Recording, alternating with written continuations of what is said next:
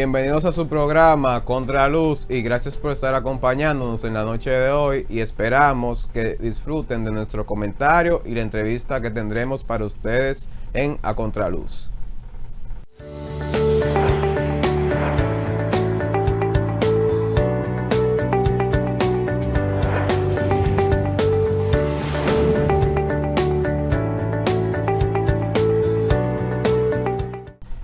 En esta semana hemos visto mucha turbulencia política en la República Dominicana.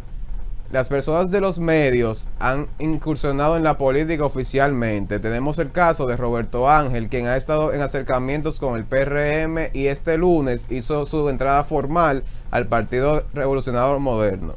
En otra parte tenemos también al llamado Santiago Matías, mejor conocido como Alofoque, quien hizo su anuncio el mismo lunes a tempranas horas de la mañana, en el cual mencionó que optará por la candidatura de la senaduría del Santo Domingo Este, Norte y Oeste. Ahora, esta incursión de estas personalidades a la política significa mucho para el país, ya que veremos si es verdad su influencia en las personas y cómo estos views, esta fama se puede traducir en lo que es votos y ganar elecciones.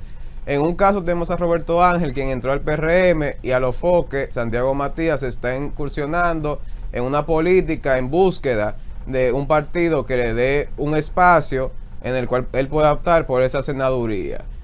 Vemos otros casos también en el pasado, como el de Johnny Ventura, el de Corporán de los Santos y del mismo padre de Robertico, Roberto Salcedo, que supieron manejarse en la política y ganar curules en el Congreso y también en el Ayuntamiento.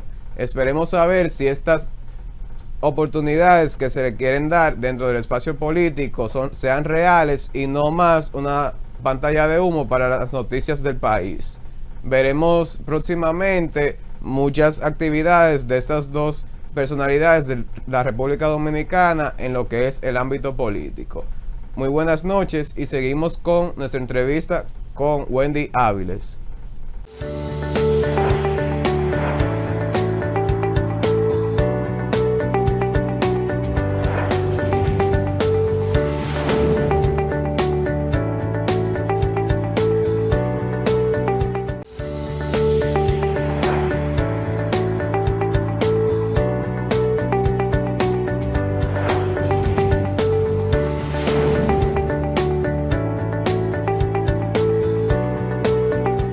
Seguimos con nuestro contenido a Contraluz y en este bloque tendremos a una invitada, quien es una poeta y lingüista dominicana llamada Wendy Áviles.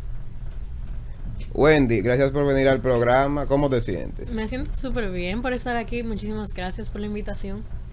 Qué bueno. Wendy, ¿qué te ha inspirado a ti a entrar en el mundo de escribir y escribir poemas, redactar poemas y ahora recientemente sacar un libro? Bastantes influencias y motivaciones realmente en esa pregunta. Bueno, desde pequeña yo siempre era cuando a mí me invitaban a un sitio, por ejemplo, yo era de la que iban de una vez a la biblioteca si tenían o librería, si tenían en ese sitio. Por ejemplo, yo antes estaba en un grupo de debates y nosotros cuando viajábamos íbamos por ejemplo, a Boston, en Estados Unidos, y llegamos a Harvard y lo primero que yo quería hacer era de que vamos para la librería. Y yo era de la gente que llegaba y decía, me voy a comprar 10 libros, no sé si me lo voy a terminar leyendo, pero me lo tengo que comprar porque los necesito. No sé si me doy a entender. Entonces, por ejemplo, si me invitaban a una casa, wow, déjame ver qué tienen en su biblioteca, porque cada casa tiene, tú sabes, donde están los libros y no sé qué. Y desde que yo encontraba un libro de poesía, era como que, wow, déjame sentarme ahora a realmente como que a ver las hojas, a ver qué decía. Y en muchas de esas ocasiones, o sea, yo me pasaba hasta horas. Cuando era, por ejemplo, un encuentro familiar y realmente yo tenía que estar como que con la gente y no sé qué. Pero, o sea, honestamente, así fue que empezó. Lentamente. Luego convirtiéndose, tú sabes, en algo más formal. Claro. ¿Y cuál fue ese libro que te marcó a ti, que te dijo, no, esto es lo que a mí me gusta hacer, que es los poemas y la escritura? Ese libro. Bueno, yo dijera que hay varios poemas independientes que yo he leído que me han marcado. Entre uno de ellos se encuentra de Mario Benedetti. Pero así como libro tal, yo me recuerdo que en mi propia casa nosotros tenemos, que ahora mismo está en mi cuarto porque yo lo cogí para mí, el libro de Joaquín Balaguer, que es una colección de poemas, se llama La venda transparente. También el libro de Gustavo Adolfo Bécquer, que fue un escritor de los 1800, español, y su libro se llama Rimas y Leyendas.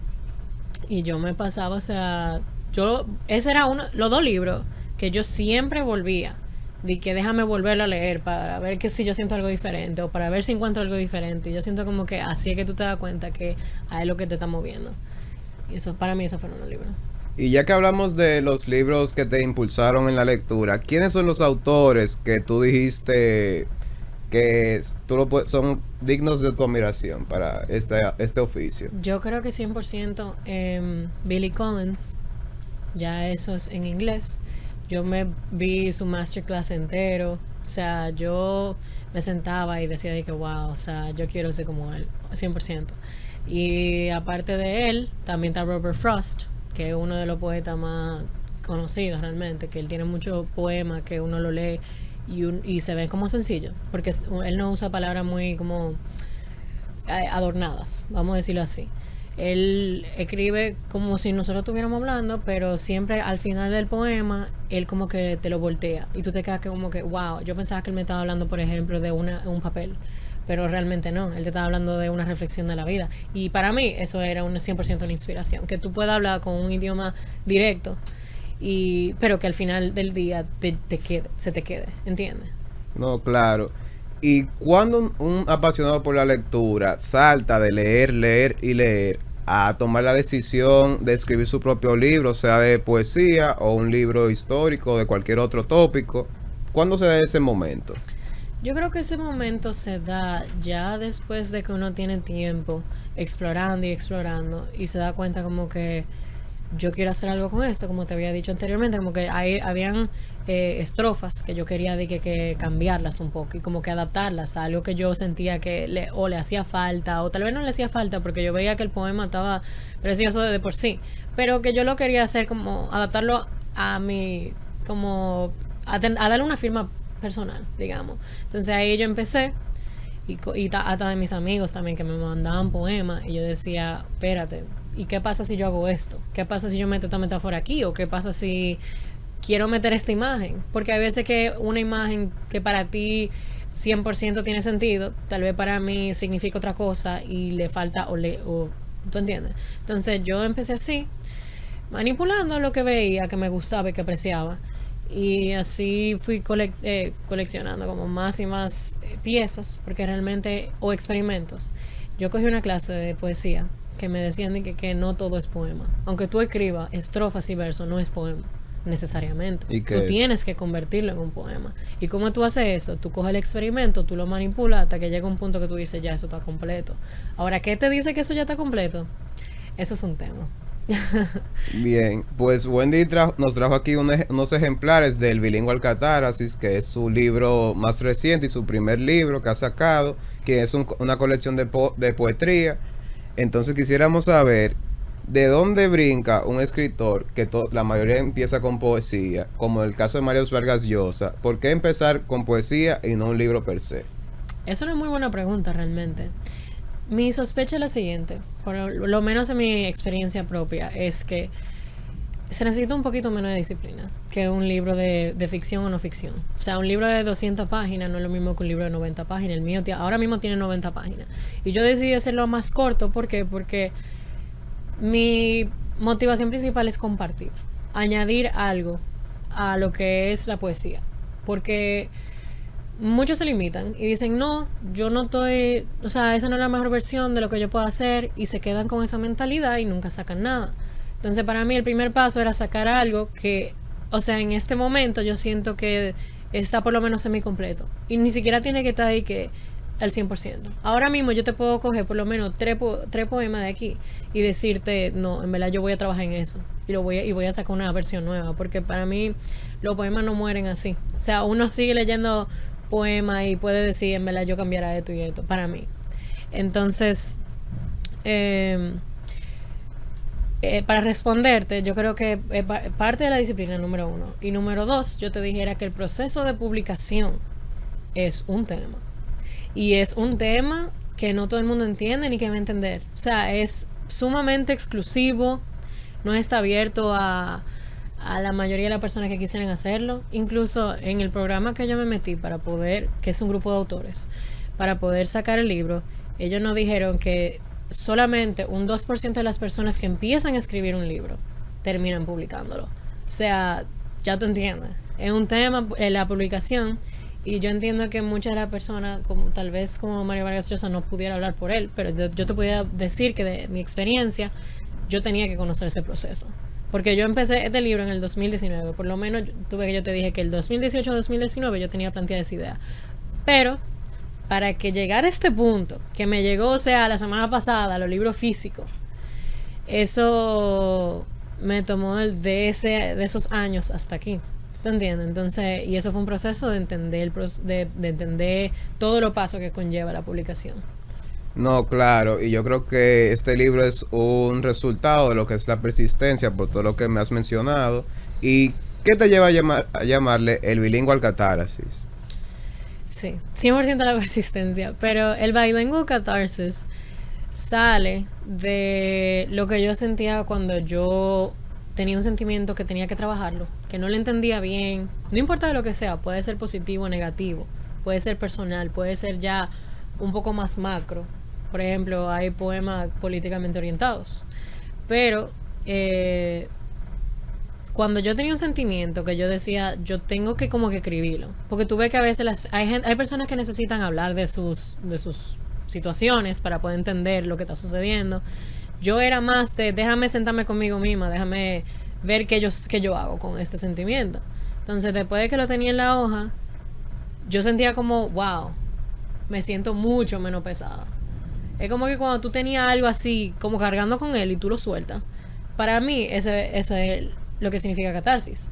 Y por eso, de ahí sale catarsis, pero como persona que se graduó, puedo decir licenciada de lingüística también, yo he aprendido tantas cosas del idioma, que entre ellas, que tú ser bilingüe y tú, por ejemplo, hacer cambio por ejemplo, de idioma en medio de una oración, no tiene que ser necesariamente vergonzoso. Hay muchas personas que lo ven como vergonzoso, como que, wow, se supone que yo sé de idioma, pero ¿por qué se me olvida X o Y palabra? O sea, y se encierran en esta casilla que también nos lo han enseñado en el colegio desde chiquito, que tú tienes que, si tú estás en inglés, tú tienes que hablar inglés. Si tú estás en español, tú tienes que hablar en español. Yo con este libro, yo estoy, igual que la poesía, porque la poesía no es como un ensayo, que te dicen tú tienes que hacer X o Y palabra, o tú tienes que hacer X o Y párrafo. La poesía es un poco más libre. Entonces, la poesía mezclada con esa idea del idioma es el producto que está en ese libro. No sé si me voy a entender. Sí, sí. Pero tú no mencionaste qué te motivaba a escribir, pero ¿cuál es la musa tuya para escribir estos poemas? Es decir, ¿en qué momento se encontraba Wendy o qué tenía que pasar para ya escribir, a pesar, o sea, para sentarse a escribir en sí? Porque sabemos que había momentos o ocasiones que te llevaban a escribir, pero ¿cuál es la musa de Wendy? Es una muy buena pregunta, porque yo siento que no hay una cosa específica. Para mí es sencillamente tener ese sentimiento por un tiempo X, y como que a veces, por ejemplo, yo me estaba bañando o yo estoy en una galería de arte, porque realmente a mí me influye muchísimo lo que son las artes en general. Si yo escucho una canción, yo tengo un playlist incluso de el libro, que de canciones que me han inspirado a escribir el libro, porque no es solamente leer, también es tú explorar otra parte creativa de ti mismo. Entonces yo entiendo que otros creadores me han inspirado a mí a llegar a ese punto de yo me voy a sentar a escribir. Pero muchas veces también es sencillamente yo estaba en mi cuarto y son las 3 de la mañana, yo realmente me acuesto tarde casi todos los días, porque así es que yo fluyo. Y yo tengo como un verso que me está diciendo, güey, escríbelo porque se te va a olvidar. Y ahí es que yo digo, ok, déjame coger mi celular, con lo que sea que yo tenga. O sea, yo he escrito poemas en servilleta. Yo he escrito poemas en medio de clase, en matemática. Incluso hay un poema de matemática ahí que yo soy horrible en matemática. Y hay un problema de frustración matemática también. Y yo me recuerdo que cuando llegaba un punto, por ejemplo, que yo no entendía lo que el profesor estaba diciendo, que yo decía, mira, lo mío son las letras. Y yo cogía mi cuaderno de matemática y me ponía a escribir poemas. Y el profesor me dejaba porque él me decía, bueno, si eso es lo tuyo, eso es lo tuyo. Y amén. Y en este proceso de lanzar tu libro, ¿tuviste algún asesor o algún mentor que te dio una guía de cómo hacer esto o hacer aquello? Yo considero que mis editores fueron mentores para mí en un cierto sentido, porque muchas personas que escriben realmente no encuentran esa persona que se sienta con sus piezas y le dicen, en verdad yo creo que tú puedes hacer esto o esto mejor, o tú puedes, o quítame eso. Para mí eso me dio bastante impulso. O sea, eso era algo que yo necesitaba.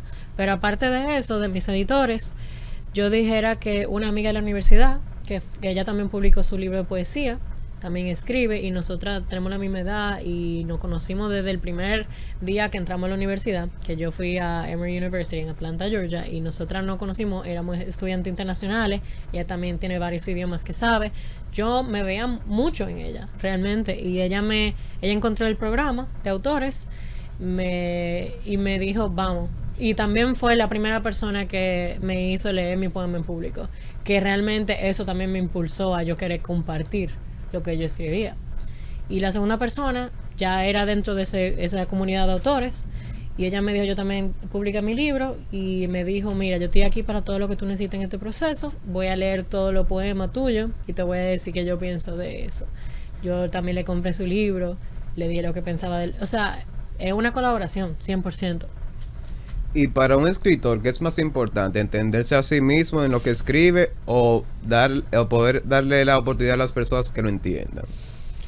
Yo entiendo que es una pregunta muy personal. O sea, para mí, cada poeta o escritor te va a decir tal vez una cosa diferente. Para mí, es un poco una mezcla de las dos, y tiene que haber un balance. Porque un buen poema, en mis ojos, es un poema que te guía, ¿entiendes? No que te deja así, al aire libre, de que haz lo que tú quieras con esas palabras. No. Un poema tiene versos con pausas, en inglés se dicen line breaks, como pausas de las líneas que te guían y te dicen, así es que se lee. Y cuando tú lo lees, te ayuda a entender qué es lo que tú tienes que sentir, pero no te dice qué sentir, ¿entiendes? Sí. Entonces, como que te da esa forma, pero al final del día, cada experiencia, cada persona de diferente fondo y con lo que haya leído, o sea, va a interpretar algo diferente. Y para mí, a mí no me gusta mucho explicar mi poema, porque a mí me gusta que la gente me diga que para ti, qué significa eso, ¿tú entiendes? Entonces, para mí es un balance de los dos. No puede faltar ninguno de los dos. Sí, y digamos que te dan la oportunidad de elegir una persona, esté viva o muerta o de cualquier parte del mundo, que tú le pudieras dar tu libro a que lo leyera. ¿A quién sería? Yo no dijera que yo tengo una persona. Yo tengo grupos de personas realmente. Me gustaría que lo leyeran profesores de idiomas.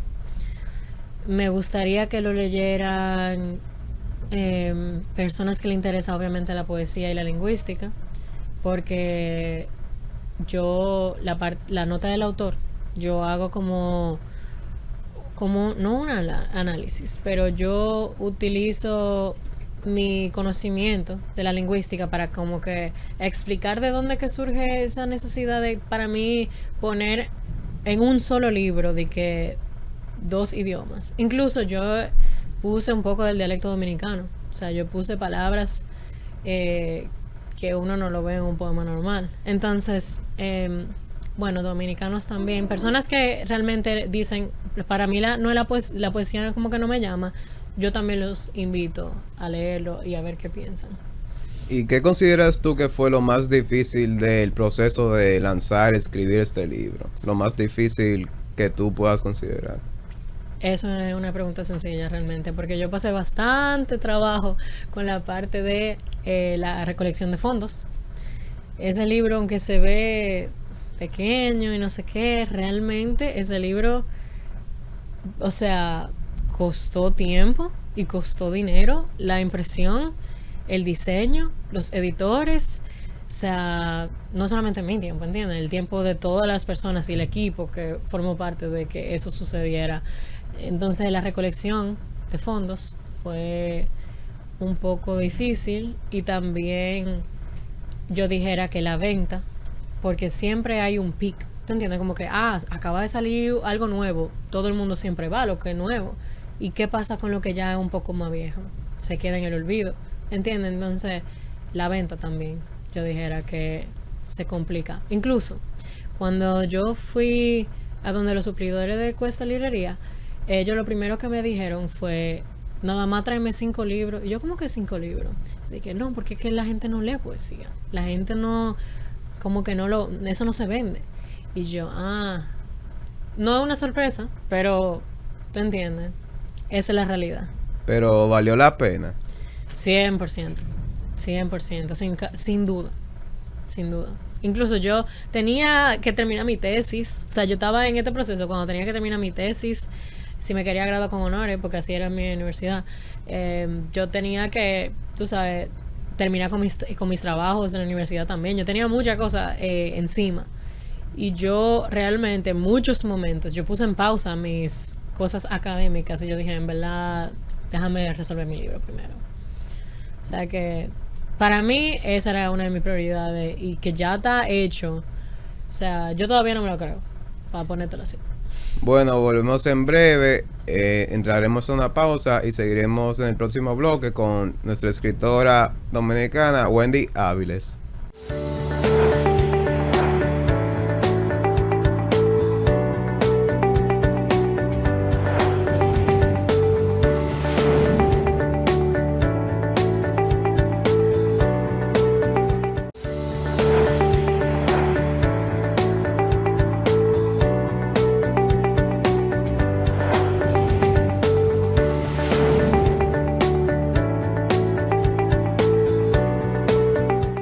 Continuando con nuestro bloque, con nuestra invitada Wendy Áviles, continuamos haciendo 3 preguntas y queríamos saber, Wendy, sobre un espacio que se llama Causticalic que tienes en Instagram. Quisiéramos saber un poco más sobre ese movimiento que tienes en las redes sociales. Gracias por hacerme esa pregunta realmente. Para mí Causticalic, o sea, no es una inspiración solamente, es como que la base de todo lo que yo he hecho en cuanto a escribir. Esa cuenta yo la abrí en el 2015 con interés de que yo quería poner fotos, porque a mí me interesa mucho la fotografía también, pero eso lo he dejado un poco más ya como un hobby más que otra cosa, mientras que escribir ya yo lo he tomado más como la prioridad. Pero en esa cuenta yo empecé así, poniendo fotos y acompañando las fotos con poemas que yo escribía, que ninguno de ellos eran terminados. Realmente eso fue un espacio que yo dije, déjame ponerlo aquí, porque antes yo tenía como un notes, o sea, en mi celular yo tenía donde, qué sé yo, cuando tú lo abres, déjame ponerlo aquí, porque yo te dije que yo escribía de que donde sea, que se me surgía en el momento. A mí me pasó que yo tenía este espacio y sin querer, yo creo que era muy tarde, no sé, no me recuerdo qué era lo que pasó, pero yo era tarde y no vi bien y le di a borrar y se me borró todo el poema que yo tenía escrito. De ese trauma, entonces surge la cuenta y yo dije, no, yo lo voy a poner aquí y también me ayuda a mí a ver qué piensan mis amigos, si empieza una persona más cercana a mí, tal vez una persona que tenga un interés parecido, se quisiera, tú sabes, añadir a eso, seguir la cuenta y tú sabes cómo hay que compartir con ellos. Entonces de ahí es que inicia y ahora mismo lo que se ha convertido en un espacio para mí recomendar libros de todo tipo realmente, porque a mí me gusta leer en español, en inglés, me gusta leer de política, me gusta leer de psicología, me gusta leer de todo tipo, y lo pongo ahí, esto es lo que estoy leyendo, esto es lo que pensé, esto fue lo que me resaltó. Y aparte de eso, obviamente mi proceso de publicación lo he puesto en la cuenta. pongo poemas que me gustan, que me motivan, pongo frases que me motivan también. Entonces es como todo lo que tiene que ver con la escritura para mí y la creatividad también, porque no es solamente de escribir, también es lo que te dije de la música, cosas que me motivan, que tal vez puedan motivar a otra persona, todo está en esa cuenta. También he visto que escribes artículos en el periódico Acento y eso me deja con la pregunta de que qué temas sociales tú crees que deben de ser tomados a la atención en la República Dominicana actualmente, tú como escritora. Yo creo que esto ya es un poco independiente a yo ser escritora de por sí. Sí se conecta más a lo de acento. El artículo de acento era sobre lingüística, pero yo también he escrito otros artículos que ya son de tema de democracia.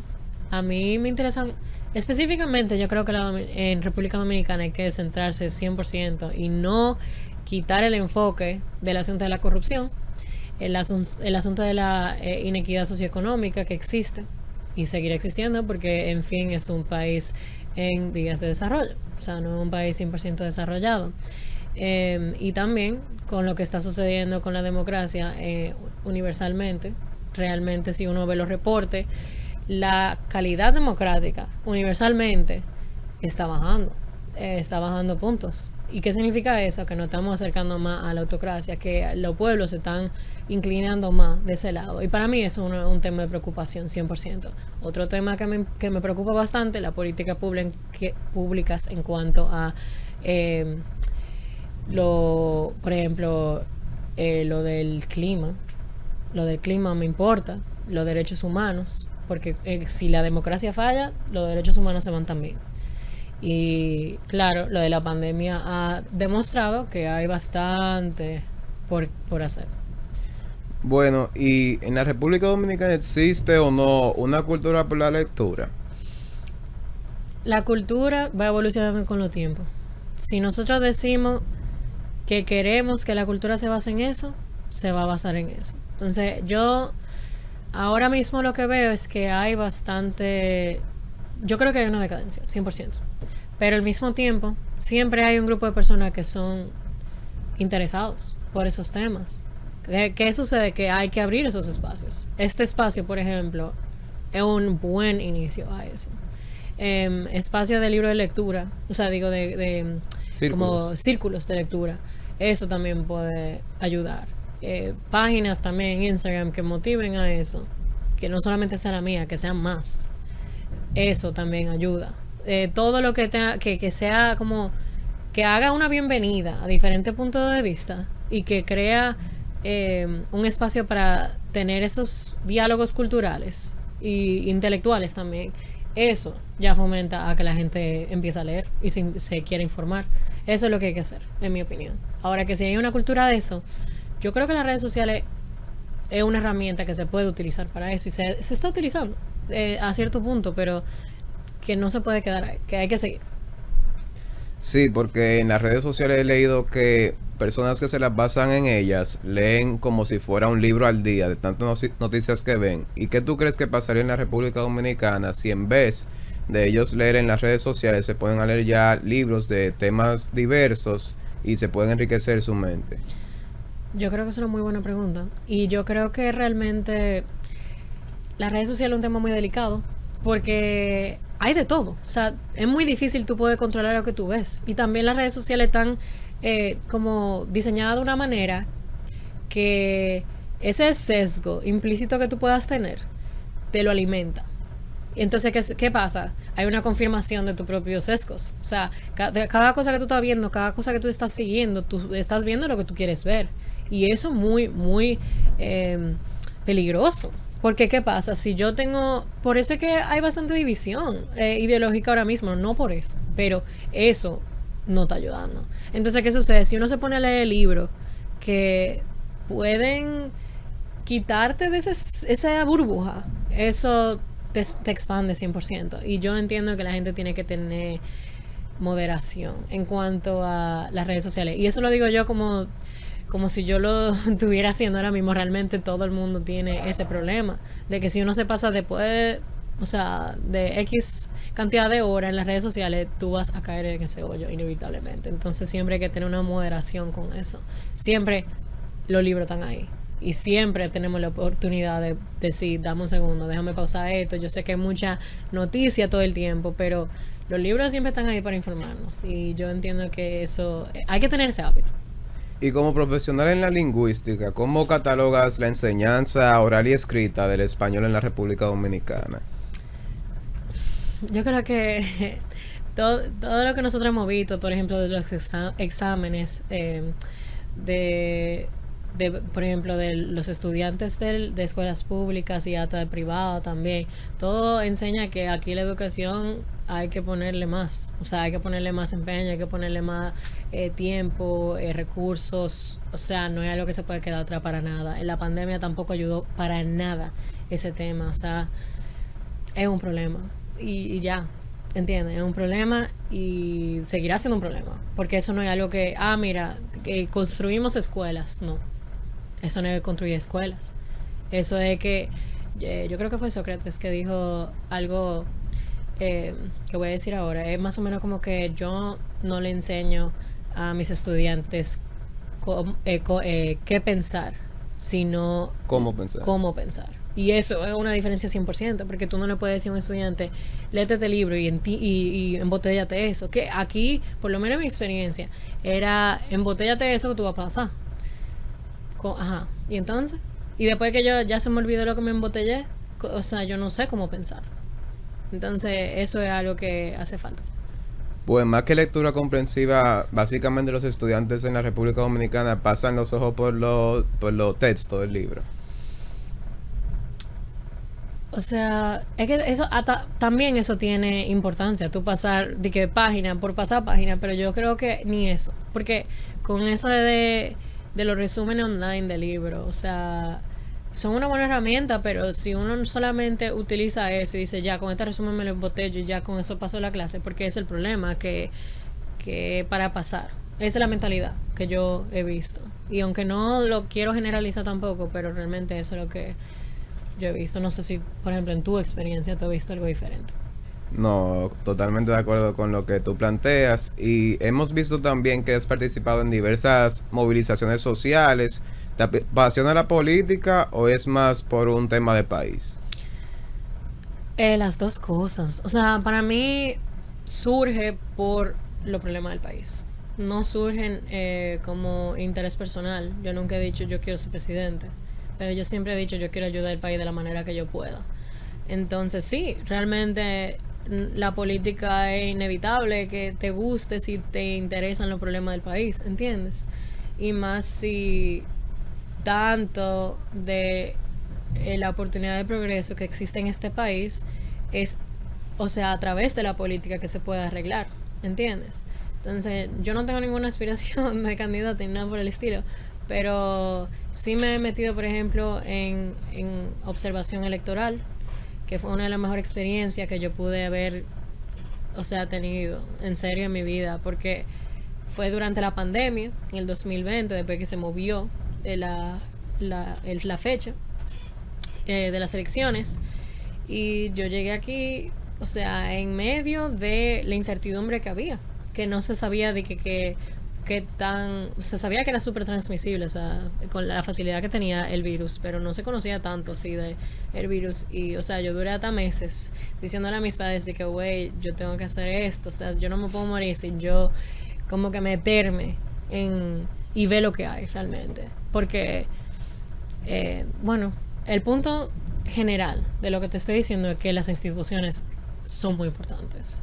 Y por eso me tiene que obligado a interesar la política. Pues con esto que tú has dicho me da la percepción y creo que es la realidad de la República Dominicana que la mayoría de jóvenes piensan que participar en política es aspirar a cargos selectivos, pero no.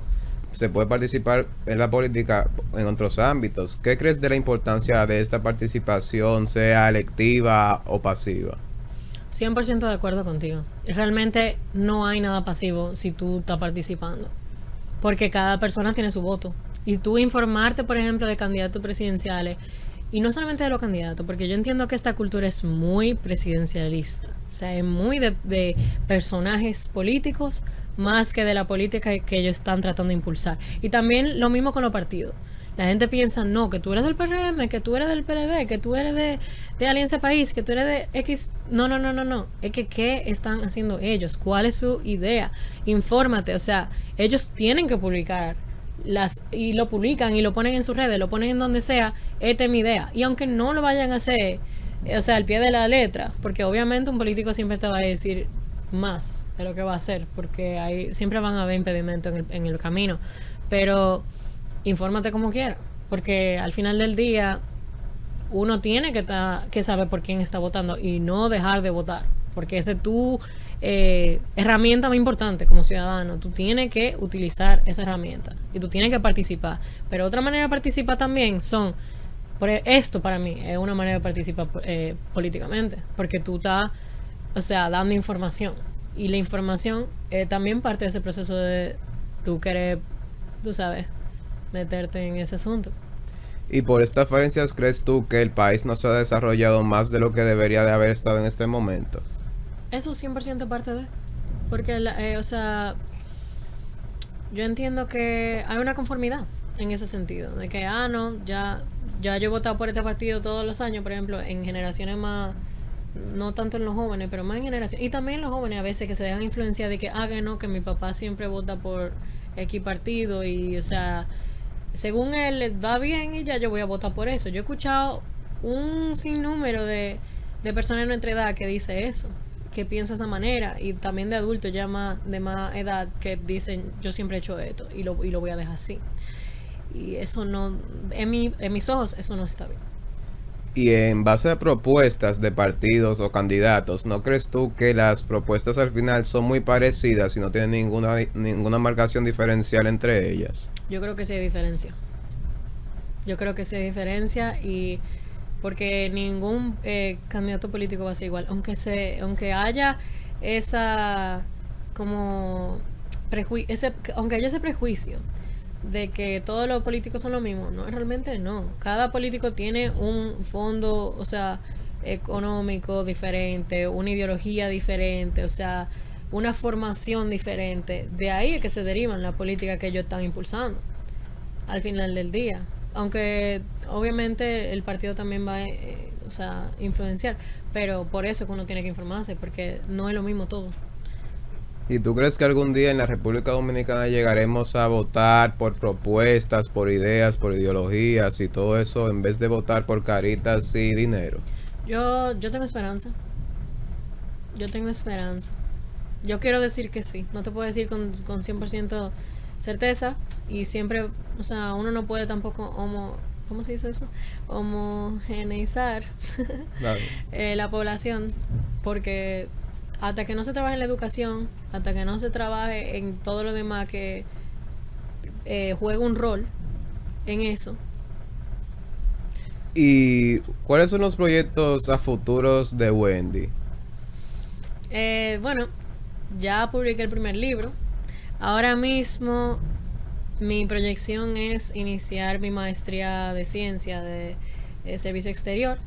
Voy a empezar ya el mes que viene en Georgetown, y terminar mi maestría, enfocarme en mi maestría es mi prioridad ahora mismo. Ahora, si surge otra cosa por el medio, porque yo soy la persona que siempre tiene que hacer algo, o sea, yo siempre tengo algo que hacer, ¿entiendes? Entonces, si surge algo ya en el futuro, ahora mismo yo te puedo decir con seguridad, la maestría es lo que va. Tenemos conocimiento de tu lanzamiento del libro en Librería Cuesta. Si nos pudieras contar un poco más al respecto para nuestros televidentes. 100% es una invitación abierta a todo el que le interesaría ver de qué se trata el libro, o sencillamente tener ese espacio.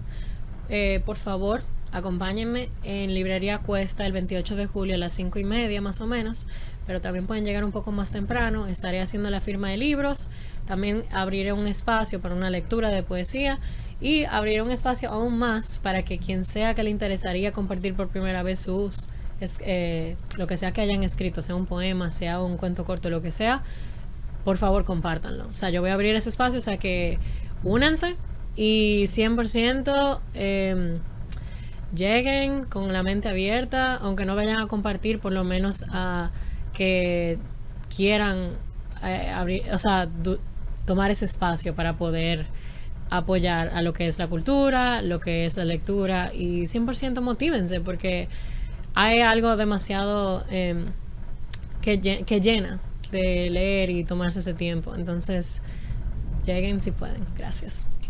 Usted que está mirando desde su casa, no toque el control, que volveremos en breve con su programa de todos los domingos a Contraluz.